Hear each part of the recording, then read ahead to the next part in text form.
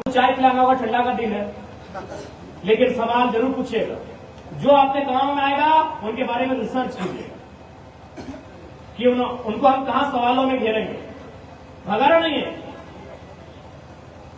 कि मुसीबतों से भागना नहीं है, घबराना नहीं है, उनको बुलाना है, उनको बुला के बैठाना है और बैठाने के बाद ही सवाल करना है कि हमने आपको एक लीडर के रूप में भेजा था सदन में या एक व्यापारी के रूप में भेजा था। पहली बात, यहाँ बहुत सारे व्यापारी बंधु होंगे, हमारे व्यापार से या व्यापारी से हमें कोई आपत्ति नहीं है, लेकिन एक लीडर अगर व्यापारी बनता है तो हमें आपत्ति है। क्योंकि अगर लीडर अगर व्यापारी का रूप धारण कर लेगा तो पूरे देश को बेच देगा। देख ही रहे हैं, सेल बेचा जा रहा है, रेल बेचा जा रहा है, रेल बेचा जा रहा है, मालूम है। अगर एक लीडर में अगर व्यापारी वाला गुण होगा पूरे देश को बेच देगा। इसीलिए हमें व्यापार से कोई आपत्ति नहीं। हम तो नौजवानों से कहते हैं आप व्यापार भी करें, क्योंकि नौजवान अगर आप रोजगार की बात नहीं करेंगे तो ये अन्याय होगा। बिल्कुल, जो भी लोग कंपटीशन की तैयारी कर रहे हैं आप लोग तैयारी करें। बाकायदा हम लोगों ने ये भी कहा हम लोग लाइब्रेरी की व्यवस्था करेंगे, वो हमारे हमेशा घोषणा में रहेगा। विधानसभा के चुनाव में भी लाइब्रेरी हमारा प्रमुख रहेगा। तो आप लोग निसंदेह जो भी नौजवान है आप लोग कंपटीशन की तैयारी करने कीजिए, लेकिन व्यापार की ओर भी जाइए। क्योंकि डॉक्टर विकास दिव्यकीर्ति बड़ी अच्छी बात कहते हैं कि अगर आप नौकरी करते हैं तो फिर आपका आने वाला पीढ़ी शून्य से शुरुआत करेगा। यदि आप दरोगा है, आप अगर इंजीनियर है और आपका बेटा भी अगर दरोगा बनना चाहेगा तो फिर इसको शून्य से उस ग्राउंड से शुरुआत करना पड़ेगा। लेकिन अगर आप व्यापारी बन जाते हैं, उद्यमी बन जाते हैं, तो आपका बेटा वहां से शुरू करेगा जहां से आप छोड़ के जाते हैं। तो इसलिए व्यापारियों से हमारी कोई, क्योंकि बहुत सारे लोग हमारे स्टेटमेंट को 30 सेकंड काटते हैं। जैसे हमने जमशेदपुर में कहा था कि सीओ को उठा के डोबो नदी में डुबा दो।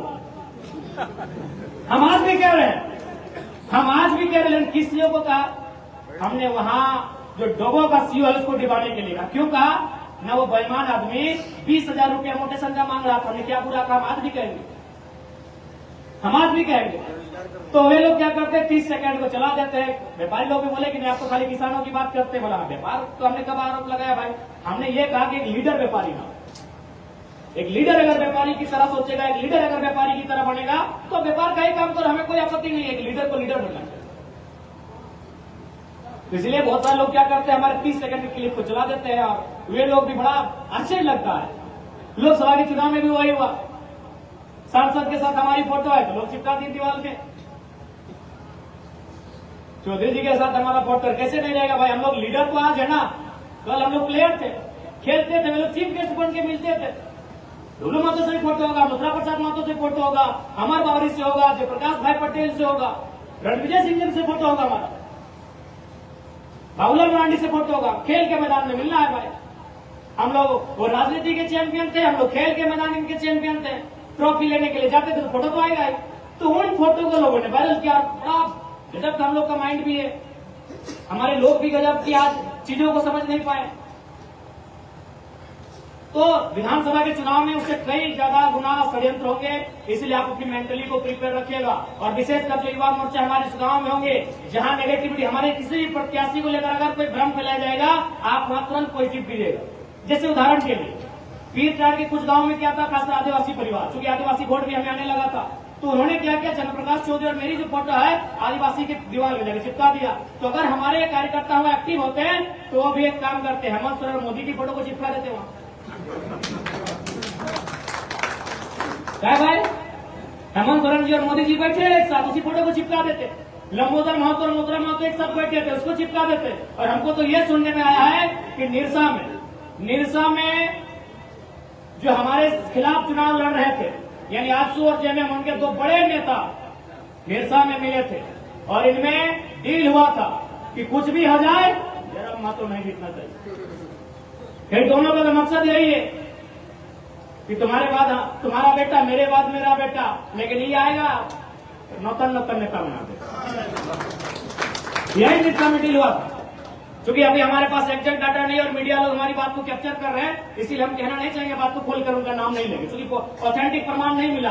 दो बड़े नेता यही निरसा की धरती में, क्योंकि टुंडी में लोग जान जाते हैं, गिरिडीह लोकसभा हमारा गढ़ था ना भाई, वहाँ पूरा जोश खरोश में थे नौजवान, तो लोग छुप के निरसा आके मीटिंग किया था कि कुछ भी हो जाए जयराम महतो को वोट नहीं जाना चाहिए। और माहौल भी था।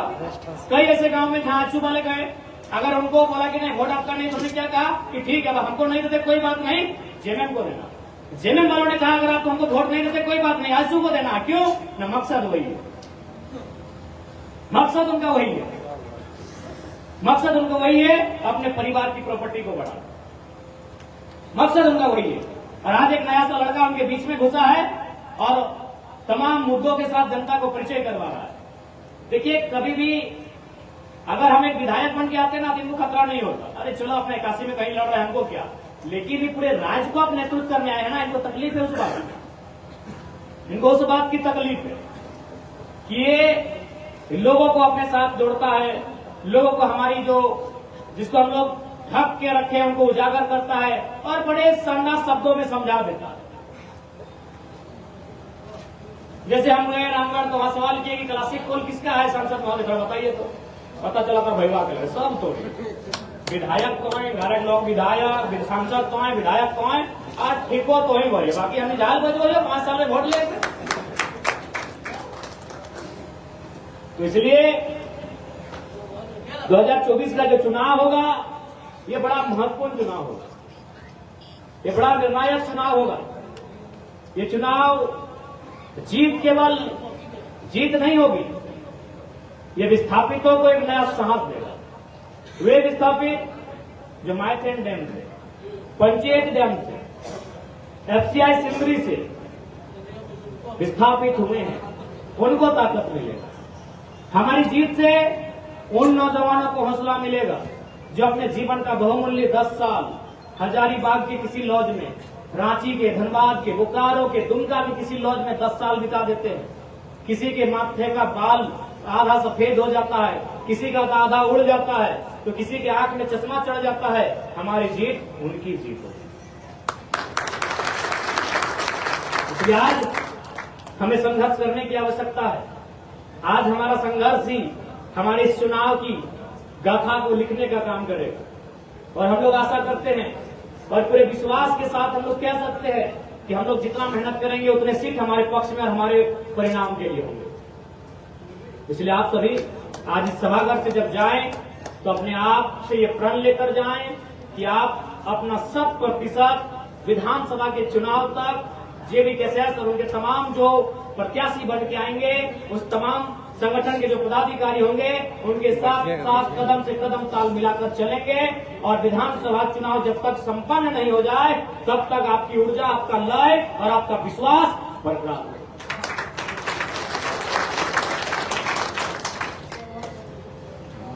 थोड़ा ज्यादा समय नहीं।